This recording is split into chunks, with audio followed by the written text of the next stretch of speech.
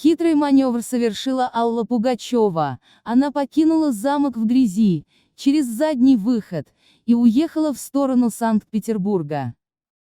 74-летняя певица не стала оставаться на ночь в своем подмосковном замке.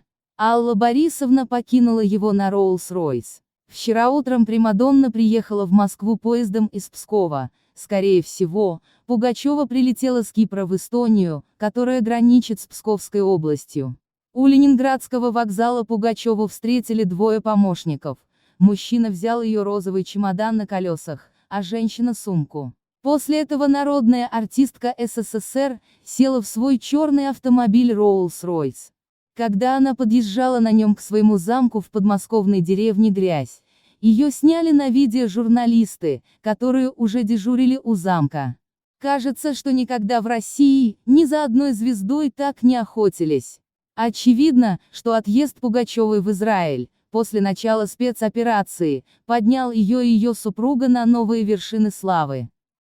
Пугачева совместно со своим водителем скрывались от журналистов, по сценарию шпионских триллеров, тщательно продумав пути отхода. Как выяснилось, Алла Борисовна не захотела надолго оставаться в особняке. Она покинула его так, чтобы ее не увидели. Личный водитель певицы выехал один на ее Роллс-Ройс из центральных ворот замка в 8:23 утра и уехал в Звенигород, который расположен в 9 километрах от Грязи. Через час он вернулся и заехал на территорию замка уже с заднего входа. Через него же и уехал, уже вместе с Аллой Борисовной в 10:32. Журналисты сообщили, что автомобиль с Пугачевой поехал в сторону Санкт-Петербурга. Некоторые деятели культуры полагают, что певица может посетить церемонию прощания с дирижером Юрием Темиркановым. Художественный руководитель Санкт-Петербургской филармонии имени Дмитрия Шостаковича скончался 2 ноября. Ему было 84 года.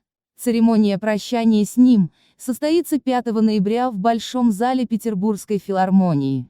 Народный артист СССР будет похоронен на Комаровском кладбище. Об этом сообщил заместитель художественного руководителя филармонии Евгений Петровский. «Юрий Хатуевич будет похоронен на кладбище в Комарово», — сказал он.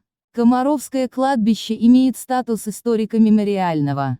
Там похоронены известные деятели культуры и науки, военного дела и медицины, в том числе нобелевский лауреат Жарес Алферов, поэтесса Анна Ахматова, писатель Даниил Гранин, кинорежиссер Иосиф Хейфиц, актер Андрей Краско. Вчера стала известна цель приезда Пугачевой в Россию. Примадонна решила составить дополнительное завещание. Певице нужно решить некоторые вопросы с нотариусом, связанные с наследованием их детьми этого самого замка. Ее целью также являются документы на детей, которые необходимы для завершения процесса переезда в их новые апартаменты в Кипрском Лимассоле, указал источник. Возможно, что примадонна не направилась в Санкт-Петербург, а решила немедленно покинуть Россию, через Эстонию или Финляндию, которая граничит с Ленинградской областью. Пугачева могла испугаться шума, который подняли журналисты и социальные сети, в связи с ее возвращением в Россию. Возвращение певицы действительно получило большой резонанс. На сутки все сетевые издания, кажется, забыли о других новостях. Комментаторы в социальных сетях разделились на две группы. Одни разгневанно требуют выдворить певицу из страны и привлечь ее к уголовной ответственности. Другие пишут: «Оставьте Пугачеву и ее семью в покое». Общественники потребовали от Бастрыкина и министра МВД привлечь Аллу Борисовну к ответственности за публичное оскорбление.